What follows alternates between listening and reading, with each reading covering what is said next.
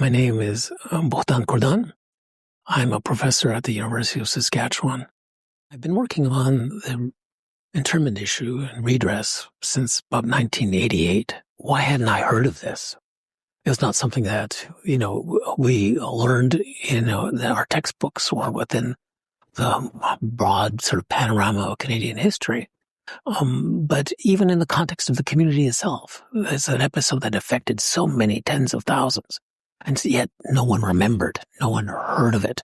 It was a forgotten page of a history of which, of such importance and significance to the community. And that to me was quite striking and shocking, actually.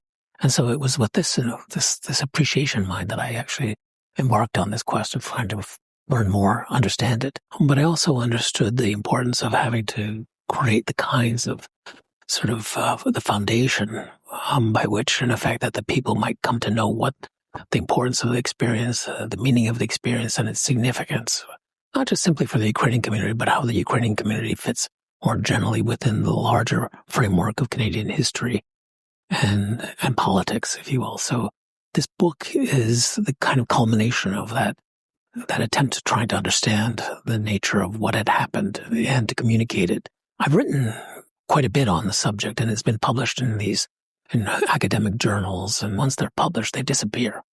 Either the journals go out of print, or they're not accessible, or they're regional in nature.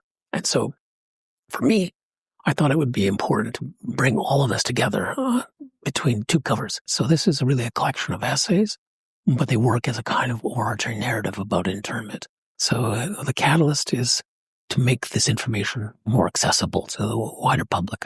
I hope to encourage other people to do the kind of heavy lifting that has to be done. There's a lot more that can be written and researched and studied and discussed and put down on paper, and I hope there are others that will do this, what I've set out to do.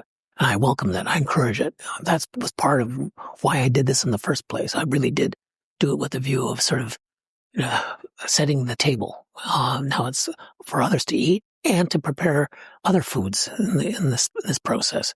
But we also have to understand that there are others who are not committed to this and in fact actively work against it. So my hope is not only to encourage people, but for them to raise their voices and sort of say, this matters. It matters to me, it matters to my family, it matters to my community, it matters to my children and their children's children. Those pivotal events are far and few between, but they're so important that we need to remember and understand it and to think critically about what had happened and why it happened, and what does it say about the place that we call home, and more importantly is how do we fit into this home, and how should we be treating others?